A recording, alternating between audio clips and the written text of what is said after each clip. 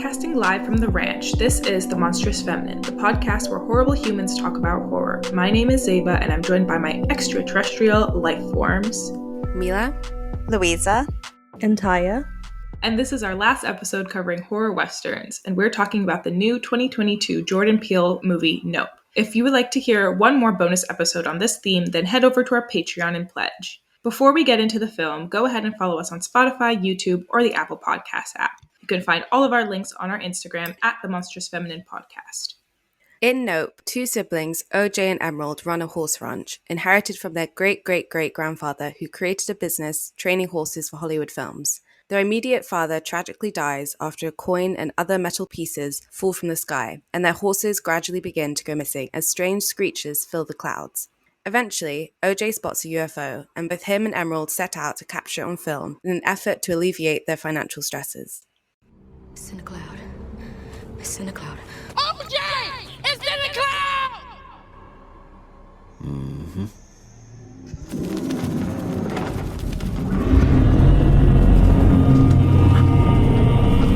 Yeah, nah.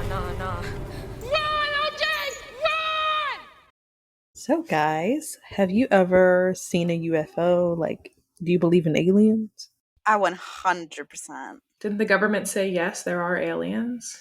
At least the US government? I mean, the universe is really big, so logically speaking, there's just other living life forms. Like, I don't think it's the way that we think they are, like little green dudes with big eyes. I'm sure it's different than that. Ugh, I hope it isn't. Yeah, I believe in aliens. I've never seen a UFO. I really wish I had. But then I feel like no one would believe me. I would simply take a picture. I don't know. I like having stuff as like a secret that only I know about. Aquarius. We need like a sound bite that we play every time you say something like Aquarius. A button that we press. Yeah. At the moment, I just sing to you every time you say it. I would want to take a picture of it, and I related to the two siblings immediately being like, oh, there's a UFO. We gotta get it on film. Why is it so hard to get a photograph? That's what I don't understand. That's what made me, if anything, would make me feel like they're not real. Is like, why, if we have the technology to take a picture of it, I don't understand. I mean, it's hard to take pictures of the moon on smartphones still, so imagine trying to take a picture of like a moving object in the sky. Why is like a leading discourse on alien abductions about getting probed up your ass? Like, why? I think it just like showed up in enough movies to where it became like a fear. But why did it show up in enough movies? Because it's literally like presented as the worst thing that could happen. Like if you're taken by an alien, I mean, that does seem like a really unfortunate thing to occur. there could be so many other things that aliens do, but they go, no, these alien life forms are going to definitely want to stick something up my ass. It's because humans want to do that. It's a human impulse. But it also probably was rooted in like fear of penetration. We are 6 minutes in, and we've talked about butt stuff, so... We give the people what they want. What can I say? The Monstrous Feminine is on Apple Podcasts, so please go leave us a 5-star review and a little message. If you do engage with our content, you might just get a shout out in our next episode as our Witch of the Week. This episode, our Witch of the Week is Patrick Weisman from South Africa, who left us a 5-star review and said, "In love." I love horror, and it's so empowering to see women who enjoy it as well, because women tend to be demonized for really enjoying horror. You're right, Patrick. I'm so glad that you enjoy it. Wish you coolness in the heat wave, in the climate change, and whatever's going on here. Hope you have a fan, a cool beverage. Friendly reminder that we are also on Patreon. For £1 a month, you gain access to our Discord. For £3 a month, you get to hear a cut discussion from our main episodes. And for £5 a month, you get all of that, plus a bonus episode. Please support us. Any contribution helps. What were you guys' experience watching Nope, since this was like, I would say like our biggest release that we've done that's simultaneous with a theatrical release?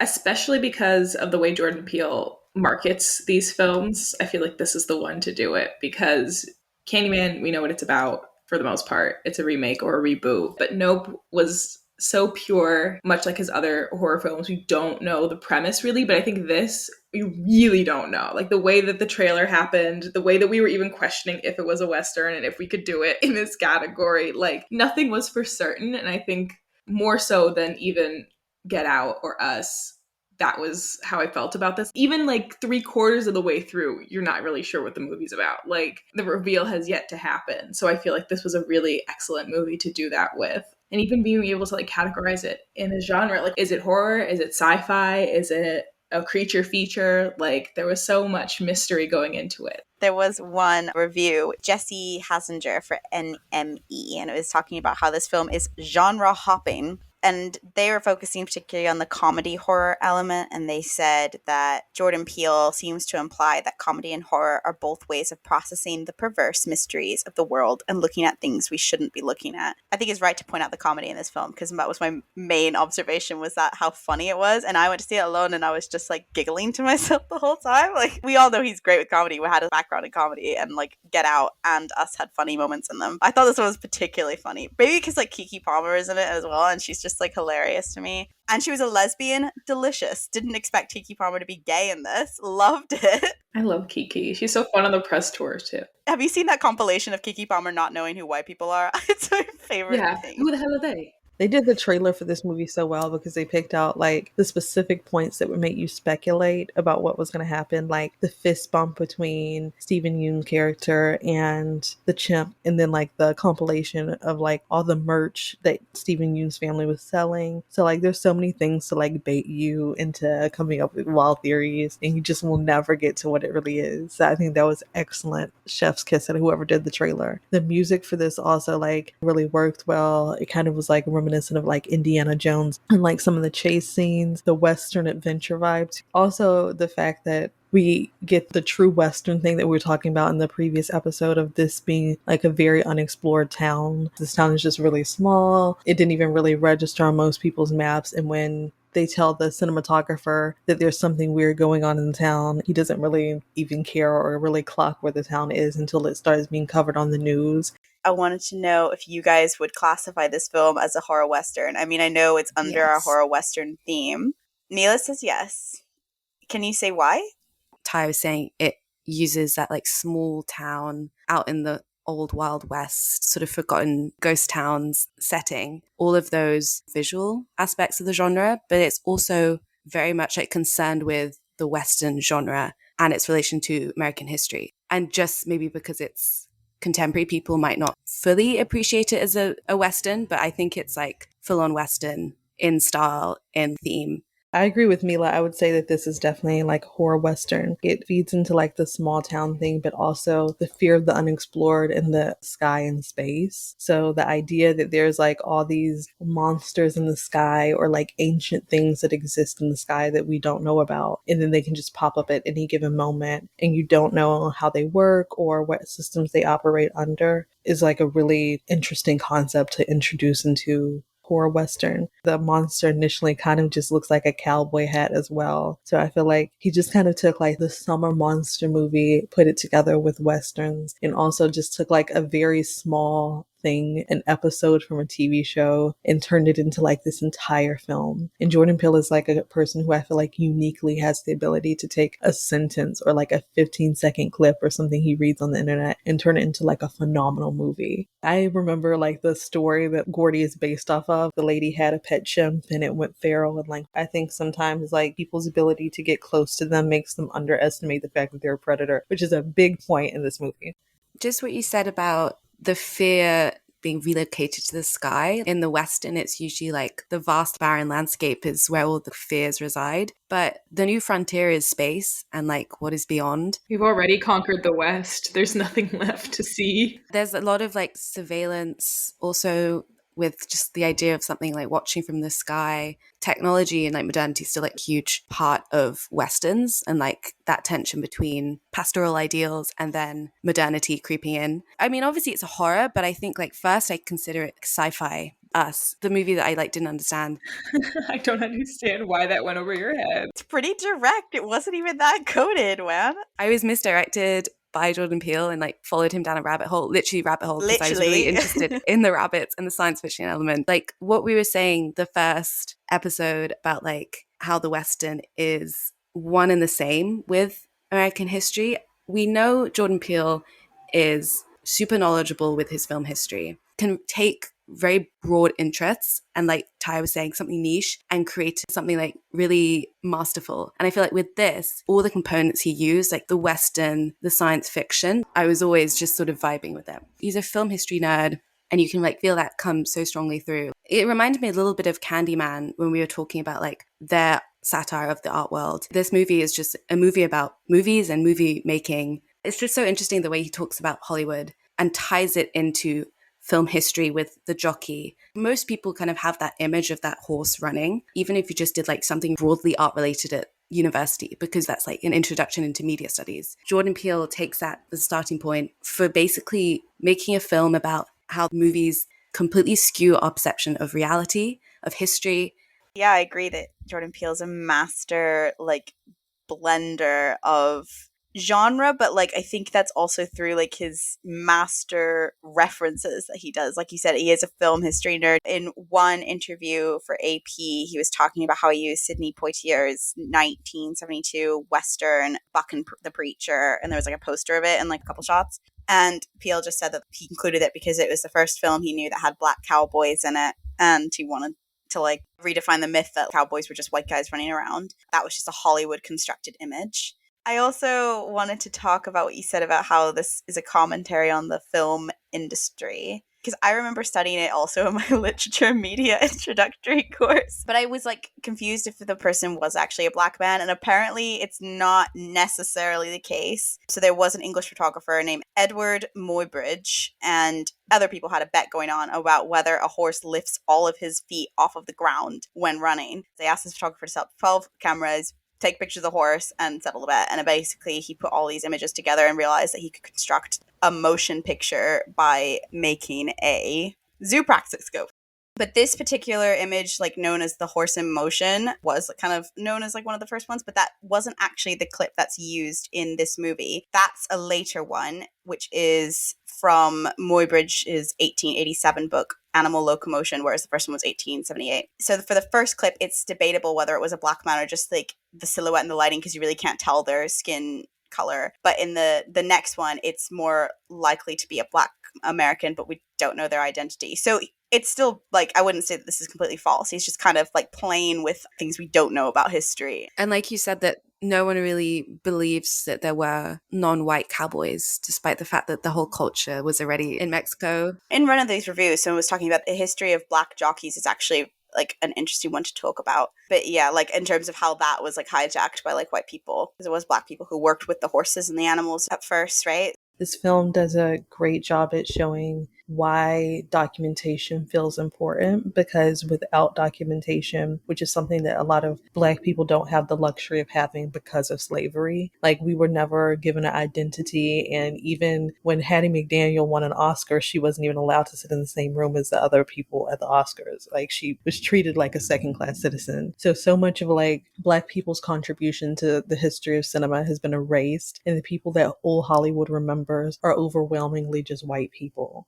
And documentation more broadly, I feel like, is important, because like the video of the jockey, perhaps nobody would have believed it was like that there were black jockeys or black whatever at a time without video of it, in the same way that there are people who were like, where are the slave ships? Black people are indigenous to this continent because there's no photos of the ships, there's no documents of the ships, but we do have photos of like horrible things happening to black people, so we know that those happen, and that's true. But we don't document anybody's family history, we don't document anybody's contribution to work, we don't document people's art or anything. It's just like all to the wind, either because it's oral history or because nobody thought to record it. I'm not sure how true this is in the UK, but I remember when we would do inventors, like the only thing that they would ever really give Black people credit for was peanut butter. And there would be like an entire thing on George Washington Carver. And that was the only thing that Black people ever got credit for, although there's tons of other things that Black people invented. And so like the idea that their family was like obsessed with documentation because it gave them skin in the game, and it was their only way to actually be like, since motion pictures started, we've always been there. We've always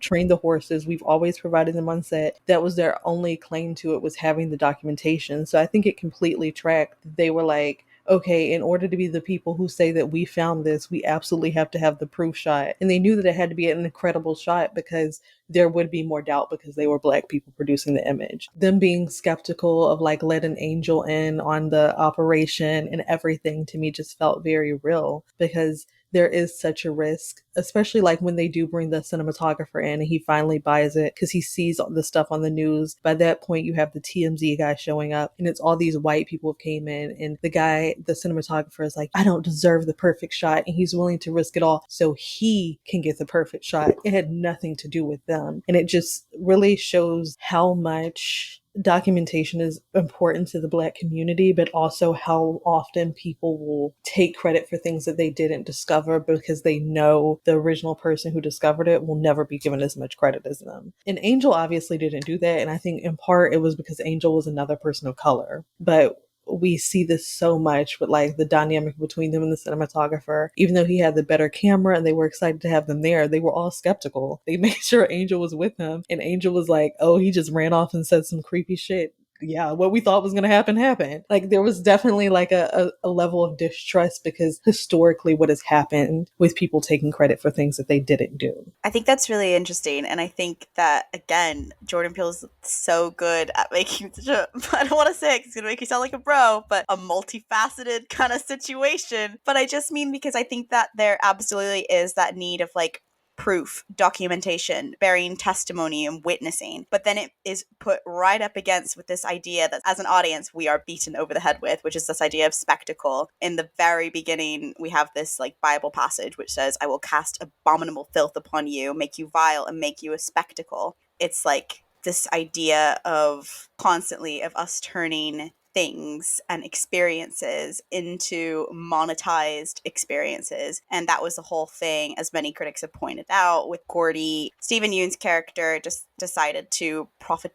off that, and his character is also a person of color, but I think more broadly the film is about how we turn like experiences into spectacle by profiting off them, and that's what a capitalist system does. It's interesting because in one interview, so it was for Rotten Tomatoes, Jordan Peele said that he debated calling this film Little Green Men because it's like a play on like the concept of aliens, but also like an obsession with money and monetizing experiences. And I thought that was so interesting as a title. And then he eventually changed it to a singular word, no. But there's a huge difference between like spectacle and documenting for posterity. So I feel like had he named it something like that, it would have veered too much in one direction when he's talking about like two different and related things. It's funny because I genuinely watched this movie and thought, I wonder if the original title for this was Don't Look Up and he could just simply not use it after the movie that came out. But it's just interesting because also like in the first sequence, his father is killed by a coin falling from the sky. And it is like this nod to like the idea of profiting off of something. But as you said, there is that tension because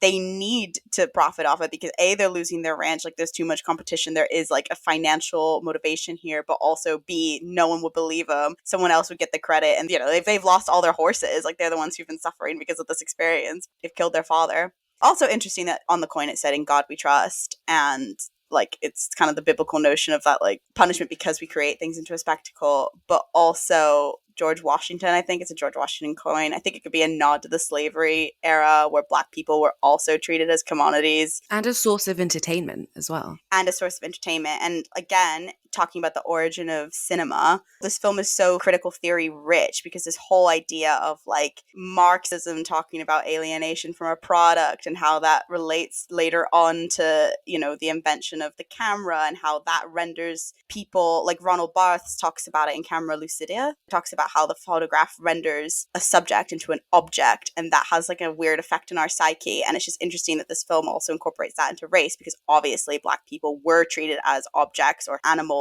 or a commodity to be traded. So he just like intersects so beautifully this like critical theory world and like the history of film, and it just all comes together so cleverly. And Guy Debord in The Society of Spectacle also like talks about how the idea of spectacle turns us all into passive consumers of commodities. Like it's kind of like the process of reification as well, which is what Marx talks about. But as we give our time and energy, we're giving life into the product more so, and we're passively watching things. And film kind of feeds into that, right? Like it creates a spectacle for us to enjoy, but we're rendered as passive consumers. But at the same time, like he is doing that by making a film, right?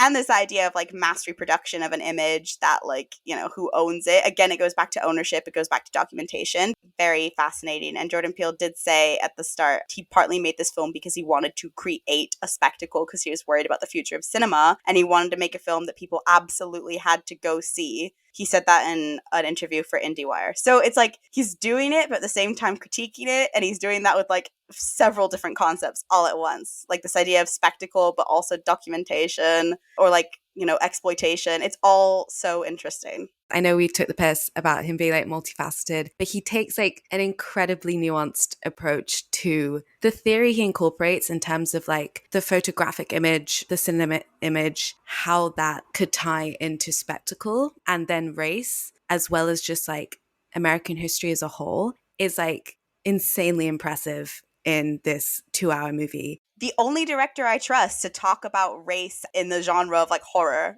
And layer it appropriately, and you can make it flow seamlessly together so that it doesn't feel like points side by side. It's like everything comes together under one umbrella. The whole thing of the aliens, the way to like avoid them is to not look. There's this whole like active viewing that comes into play. Gordy's accident is horrific, and he could have like, you know, shown us the brunt of the violence. It doesn't take away from it. Makes it worse. He's allowed to have some spectacle. Like you said, he wanted a spectacle. Spectacles are fun and they are not like inherently bad, but he could have like verged into exploitative within that sequence. If you look at the history of the film image and how we started off with a photograph and then it became this like huge industry that essentially changed the way we perceive reality and our own history. We get that director character who wants to get the perfect image. And I think having him as a documentary filmmaker was really important in the context of like what Tyia was saying about documentation. The boundaries between documentary and like narrative filmmaking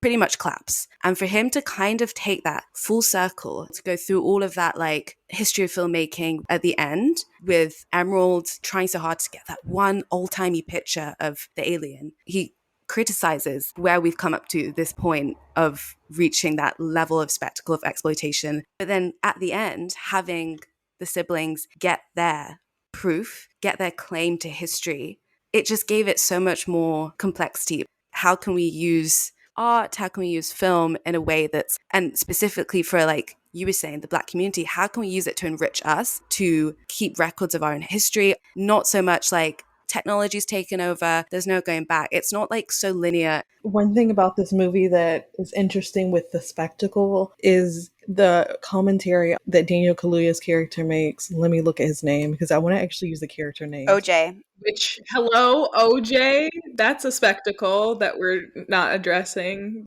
The commentary he makes on saying Jupe thought he had a relationship with the predator that protected him and he could feed it the horses and it would be fine and dandy, but you can't tame a predator. And I think so much of the movie comes from the minor misunderstanding that Jupe has as a child, which is that his relationship with Gordy protected him. But in reality, it was that he wasn't looking Gordy in the eyes. He was looking at the shoe the entire time. So he was thinking, oh, he loved me so much that like I was able to be protected from this act of horror. And so he then misinterprets that relationship and goes forward in making an entire empire off of this misunderstanding. So I feel like in a way it's relatable to the same fact that filmmaking and content making holds a responsibility in which you're looking the predator of money in the eye and how much you can make if you just continue to feed the beast. And you have this responsibility to control it.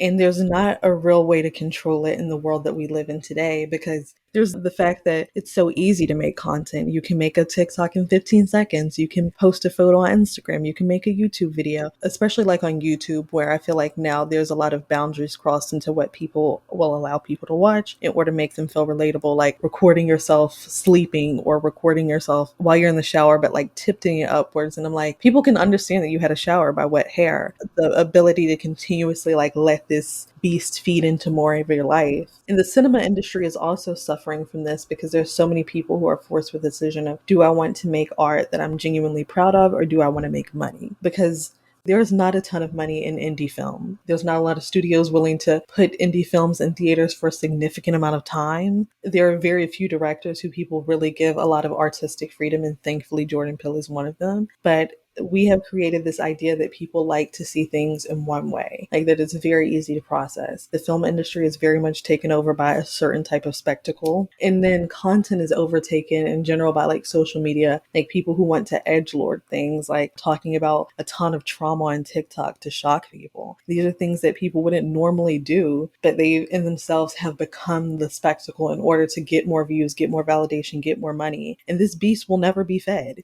You can never offer it enough horses. You yourself will be consumed trying to feed this beast that we've created. It's very hard to reckon with. The difference between Emerald and OJ recording the monster was like they just genuinely wanted documentation. I'm not saying they weren't feeding into the spectacle, because they were. But in the TMZ guy's case, he was willing to die. He didn't care about his own life. All he cared about was just he was like, show me what's about to kill me. I just need it on my phone. Just take my phone out. You don't have to save me. And then the cinematographer does the same thing. He runs right up, he looks into it, and we just have all these people who are willing to, like, they're so in awe of the spectacle that they're willing to die for it. And in reality, it's not necessarily the beast that's in the sky. It's the money, it's the cloud, it's the followers, it's all of that that makes people go to these extremes or go online and just disclose unnecessary amounts of information about themselves. I think it goes back to the kind of Guy Debord, the society of a spectacle point, where I think that's what I meant by people become more passive, because the experience itself becomes a spectacle because it's being represented on film and being recreated in so many different ways. So you don't even need to experience it. The experience itself has become like the sellable commodity, and that's why we get more kind of passive. But also, like what you said, it takes it one further to say that you yourself become the spectacle, and it's like you're becoming the commodity that's being like kind of traded here.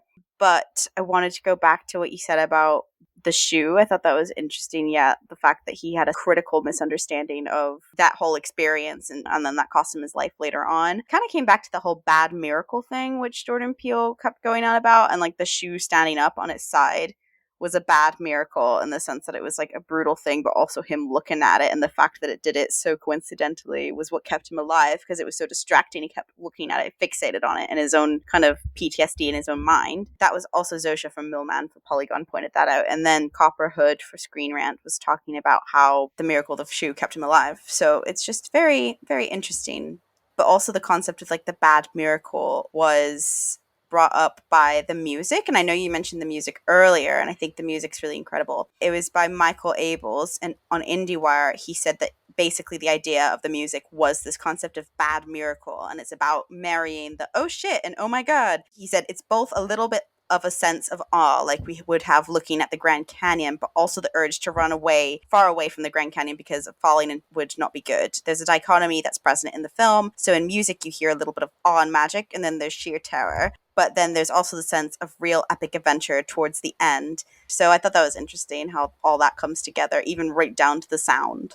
I was going to go back, not a full step, but a half a step, I guess, to the shoe, but also like relating to the spectacle point about what we see and what we don't get to see, and what Jordan Peele is allowing us to, especially violence-wise, like what is exploited and what is just implied. So there's a lot of implied violence that I want to talk about. The Gordy scene being like the prime example of it, where I was expecting to see more gore, and I even, walking out of the theater, was talking to my friends about like, oh, I kind of wanted to see like a little bit of somebody getting mutilated a bit, just because I like gore and horror movies. That's because you're a horror fan, and we're all addicted to the spectacle. We all have our own thing that we like in horror movies. Like some people like a paranormal twist, or some people really like slashers because they're surprising, or they have like cool kill shots. So I feel like I'm into like interesting body horror, interesting gore. Like it's something that I find thrilling to see. So I was sitting there very close to the screen because those were the tickets that I could get, and like waiting to see a monkey like grab an eyeball or rip a limb off, like we were saying, and like very much like with bated breath expecting that, because I'm in a horror movie, or what I expected to be a horror movie. And then, you know, we see a lot of blood and we can kind of imagine what happened, but we aren't allowed to see it. Jordan Peele doesn't allow us to see it. And I think, to your point, Mila, it would be exploitative perhaps if we did get to see it, especially if there's like children involved and things like that. So it was making a point by not letting us see certain things, but still being the most horrific, perhaps one of the most horrific scenes in the movie. Same with when the creature comes and starts sucking people up and digesting them or whatever is going on in that tube. It's a very claustrophobic, like we get the sensation, the visual sensation that we want without like seeing like bones being crushed or bodies exploding or anything like that. But then comes the blood rain. But at the same time, we know that somebody is seeing it, right? The characters in the TV studio, for example, they saw it. We also know that there's cameras on at all times during these things that are violent and happening. Somebody's filming it. So I bet in this world, I could go onto YouTube, look up this incident with the chimp and see it for myself in the same way that like, early YouTube used to be truly the Wild West. You could see beheadings on YouTube when I was a kid. Like you could just look that shit up. So he's brilliantly making a commentary about like what people are seeing and what we're allowed to see, and that those things don't align are almost a blessing to us, and that like we get the spectacle without the exploitation. And he's sort of showing like it is possible, I suppose. So yeah, Mila, what you were saying made me think a lot about that, but also like as a horror movie fan, have to like reckon with like the things I expect, the things I want, the things I revel in that are like exploitative or like go a step beyond where they need to go for me to get the information and still feel scared and grossed out and like anxious in the way that I am looking to feel. I mean, other people have pointed out the Spielberg kind of, there's Close Encounters illusions, but also like Jaws in terms of technique. That idea of like not showing that attack actually makes the monster or, the other far scarier because... Most scared I've been on this podcast. Really? Damn, that's saying something. I was like sweating. It creates more tension when you don't see it, when you are limited by somebody's POV. And it does like, I think it was kind of beautifully done. I wasn't sure how much he was going to show, and that was part of the anxiety of it. I'm talking less about the monkey, although I do agree with that it works there, but now I'm talking about like the wacky armed inflatable tube man, which like the cinematographer points out is hilariously stupid. That in particular was like the Jaws thing, because like with Jaws you had like the yellow barrels and stuff and like things would like go duck under. But with here it's like, okay, they're gonna track it by having this like car battery hooked up to a wacky armed inflatable. And I just thought that was like, I'm gonna say it, visually dynamic. Oh, honey. Multifaceted, visually dynamic. Visually dynamic. I'm literally a podcaster right now. But it was You're just... so right, though. But yeah, it was like very Spielberg, I thought, in that technique. And then to your second point about as a horror fan expecting to see that, I guess horror fans, are the people who are most addicted to spectacle sometimes in film. Not the most, but one of. Anything that contains a lot of violence, right, is going to have like exploitation and spectacle like embedded into it. And Westerns. Okay, yeah, and Westerns. Jordan Peele, in an interview for GQ, was talking about how the bleakness of 2020 inspired him to basically write Nope. And he said that the world's experiencing like an overload of spectacle, and it's like a low point on our addiction to spectacle. Wanted to write about like being trapped inside and incorporate that into it. And then also for GQ, he said the villain is this otherworldly threat, and it is something that everyone has in common, everyone's relationship to spectacle. So he's talking about how it is our addiction to spectacle. Like that's what this whole film is about. Zeba, what you said about the monkey scene, the fact that cameras were rolling, it made me think of this documentary called Grizzly Man by Werner Herzog. It's all through archive footage of this man who lived with bears, footage taken by himself, and tragically was killed by not a bear he knew, but a different bear. And the incident was caught on camera. Because of just the way the camera fell, it's only audio. And there's a moment in the documentary where he goes, the director, and he listens to it. You don't hear it as the audience. He's earphones on. You're just watching him react to someone being horrifically mauled. And I think he ends it and he says something like, to the person who owns the tape, destroy this. Don't ever let anyone else listen. He's just like completely overcome with emotion. And it just reminded me of that, like, both the idea of like showing less can make something more impactful, but also just the idea that we do keep these really, even just the news, I know this is getting now like very like cooler, keeping these records of tragedy, of like horrific things.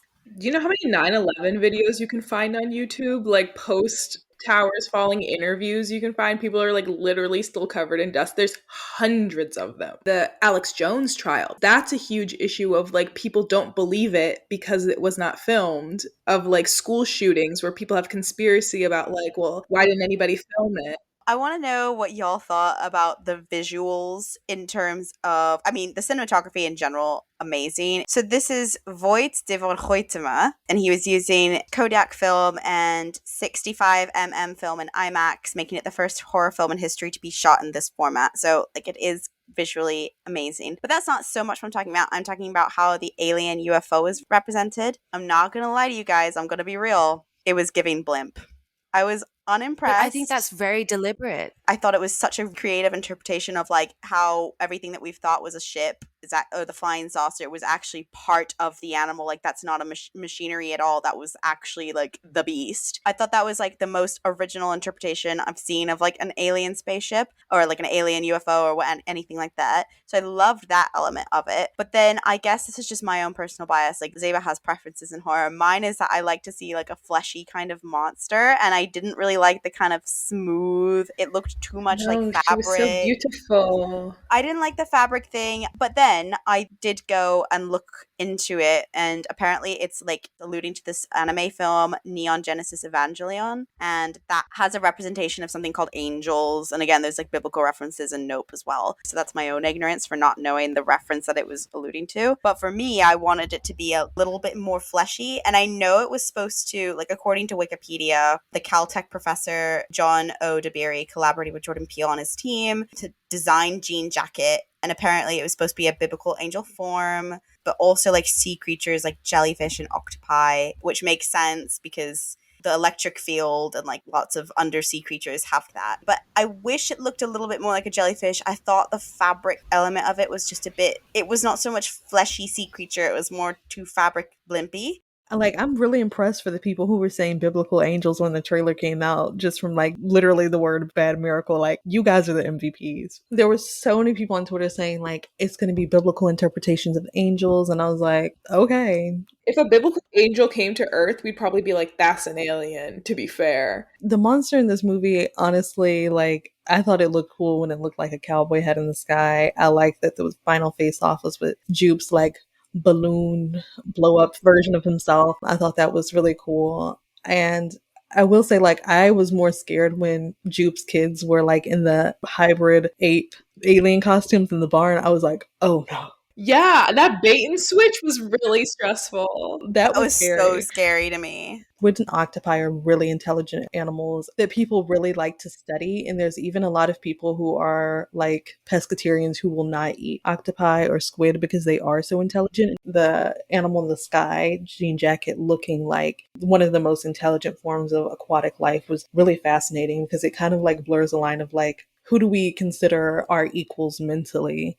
I like that they made Jean Jacket look like aquatic life. The ocean is super unexplored. The sky is unexplored. Really playing with what we can imagine up in our minds to exist in either of those spaces. And also like playing with the ideal of intelligent animals and the idea that we can tame things. Like, you can't tame another person. There was a lot of close-ups of the horse's eyes. There's this dissonance between our like quite unique ability to not just look at something, but to like have like a certain gaze. Like the reabsorption kind of felt like very mon femme. It was very woomy, very vaginal canal. Especially the red light. The opening was super yonic when we see like it tilts up a bit. Being like consumed, being reabsorbed. Like, it's quite damning. It's basically being like, our relationship with spectacle is consuming us and slowly killing us. Yeah, I don't think that's wrong, though. I think that was what the film was trying to comment on. In an interview talking about the Alien Lasso set, Jordan Peele was saying like certain films like King Kong, Jurassic Park, films that are about how humans consume spectacle and are addicted to it. And I feel like I had a take on that same notion. So the scene you're talking about, the lasso kind of feeding the horse scene for an audience, I think it has some DNA connection to that idea that you can simultaneously invite an audience to a spectacle and indict them and yourself for putting it on and needing that spectacle. Also, he said another film that he would reference, or he would say this Nope is similar to, is weirdly The Wizard of Oz. There's a spirit connection in the commitment to spectacle and the ponderance on exploitation that the film represents in the movie. The tornado looks like Wizard of Oz in the film. Jordan Peele kind of is a believer in the UFOs, not a skeptic. This was, again, for AP, an interview. The movie references when the U.S. government declassified videos of the Navy pilots encountering an unexplained aircraft. I haven't seen those. Have you seen those? Yeah. They've released videos of UFOs. It's like confirmed. Give me a link. But beside from that, Peele said, but what was most nerve-wracking or scary to me about the whole thing is that you'd like to think that when actual video proof of UFOs comes out, that something would change in our lifestyle, not it's really business as usual. It just proves that there is a desensitization to spectacle. We're addicted and we're in over our heads with this addiction. We have proof of UFOs or UAPs, but the interest with major public goes so far. It's very interesting. Who cares at this point? Like, if they're aliens, join the party. Come join the hellscape.